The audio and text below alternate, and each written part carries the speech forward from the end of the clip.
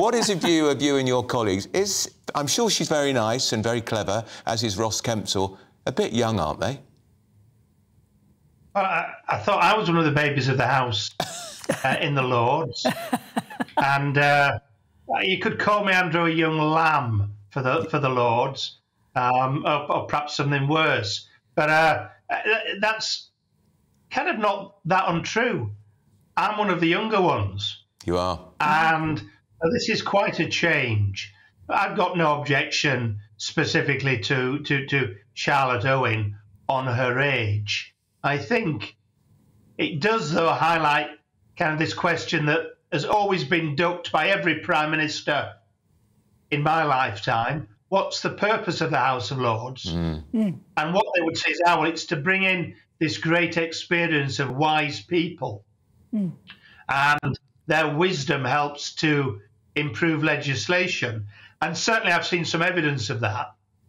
That clearly doesn't fit with putting in much younger people who don't bring experience. They will bring ideas and enthusiasm and energy, but not experience when it comes to legislation and the wording of legislation.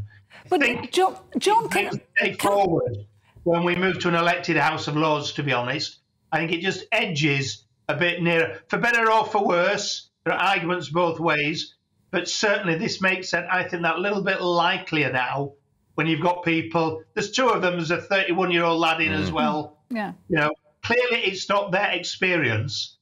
It's their ideas. It's their enthusiasm that they'll be contributing.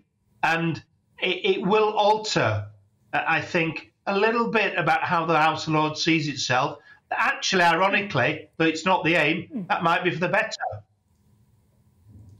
Carol, I was going to say, but what is the reaction of your colleagues? Are they being polite behind their ermine, John? Are they chuckling? I mean, I heard some words described as staggering, that there's two of them, combined age of 62, when some of your colleagues in the House of Lords, John, are legislating in their late 80s. In fact, I think one or two of you are in the 90s.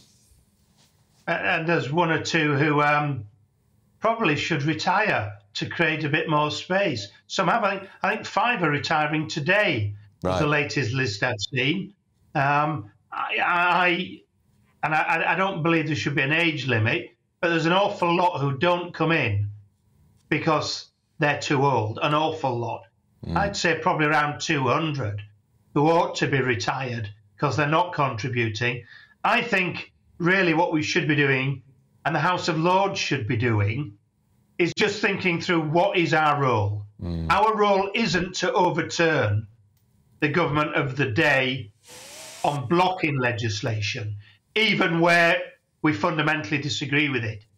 Our role is to help out governments to improve their legislation, to stop them cocking it up, whether it's deliberate or inadvertently. And that's what the House of Lords has been good at. What's the point of a bit of law if it doesn't work? I think that's what the role should be. But I do think there needs to be some change. My change, by the way, to begin with, would be to limit the time period you're in. You know, be it 15 years, that's what seems to be suggested. You know, so you're in for 15 years, whether you're elected in the future or appointed now, rather than being for life. It's clearly not sensible